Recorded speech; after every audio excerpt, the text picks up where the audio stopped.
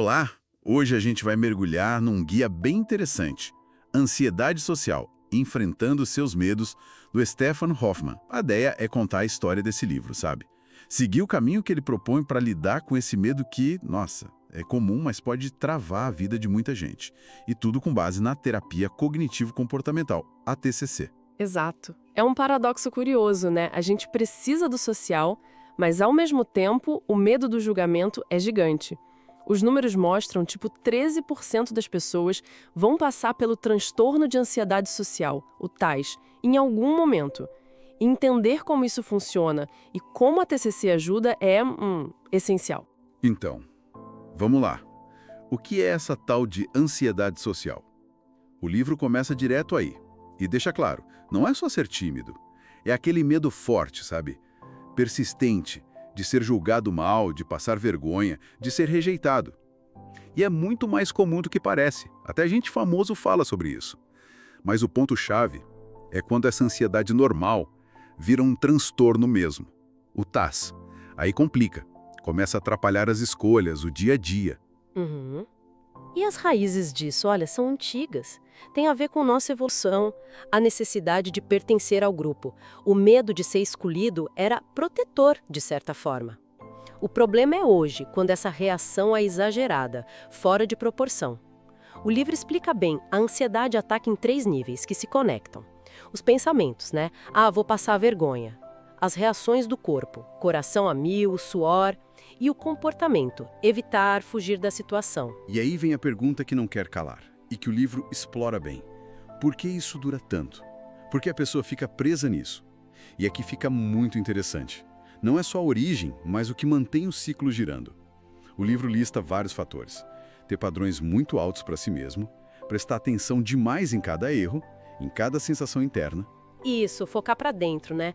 E aquele medo catastrófico das consequências sociais, tipo, vai ser horrível se eu errar. Sentir que não tem controle sobre a ansiedade ou achar que não tem habilidade social. E, claro, o ponto crucial, a evitação e os comportamentos de segurança. A evitação? Pois é, evitar o que dá medo ou usar muletas, sabe? Tipo, ensaiar demais o que vai falar, beber pra relaxar, falar pouco pra não errar.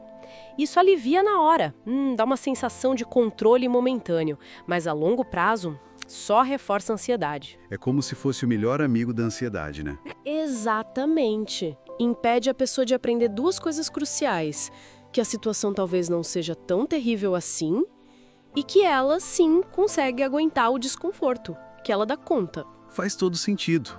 A pessoa nunca testa na realidade se o medo é justificado.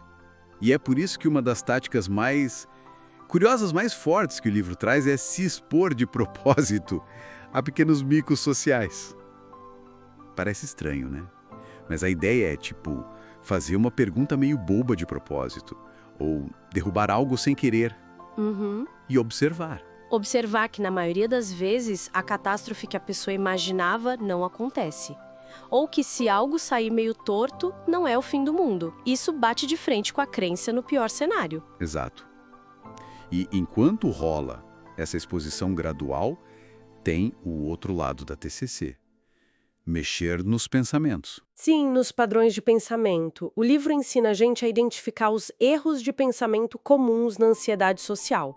Tipo, catastrofizar, achar que um tropeço verbal vai ser o apocalipse social. Ou a leitura mental. Tenho certeza que estão me achando idiota. Um objetivo não é virar um otimista cego, né? Não, de jeito nenhum. É desenvolver um pensamento mais equilibrado, mais realista. Questionar qual a evidência real para esse medo todo. E isso me leva a outro ponto que o livro bate bastante: a autocrítica. Quem tem ansiedade social costuma ser muito duro consigo mesmo. Muito. Um juiz interno implacável. O livro mostra como esse foco excessivo nos próprios defeitos, reais ou imaginados, só alimenta a ansiedade. Aí entram práticas de aceitação, de autocompaixão, coisas como se olhar no espelho, ouvir a própria voz gravada, até meditação meta, de gentileza. Sim, para cultivar uma relação mais gentil consigo mesmo, menos julgadora. E para lidar com a parte física, aquele turbilhão, coração na boca, às vezes quase pânico. O livro também traz ferramentas para isso. Técnicas de respiração, sabe? Respiração diafragmática, mais lenta, ou relaxamento muscular progressivo, ajudam a acalmar o sistema nervoso, a sentir que se tem um pouco mais de controle sobre o corpo. E as habilidades sociais? Muita gente acha que não tem, né? Pois é, o livro aborda isso, mas com um detalhe importante. Muitas vezes, a pessoa até tem as habilidades, mas a percepção que ela tem delas é que é muito negativa. Claro, às vezes pode precisar ajustar a comunicação, trabalhar a assertividade, mas frequentemente o problema maior é a autoavaliação distorcida. Entendi. Então, resumindo essa jornada que o livro propõe, é um caminho de descoberta, mas também de muita ação, né? Mostra que a ansiedade social, embora pareça uma gaiola, tem chaves, exposição gradual, reavaliar pensamentos, ser mais gentil consigo, manejar o corpo. Exatamente. Não é uma solução mágica, exige coragem, prática contínua. O próprio livro deixa isso claro no final, mas aponta uma direção concreta para ter mais liberdade, menos medo nas interações sociais. É um caminho possível. Com certeza. E talvez a reflexão final que fica dessa exploração toda seja essa. Será que o juiz mais severo, aquele cujo julgamento a gente mais teme, não mora, na verdade, dentro da gente mesmo?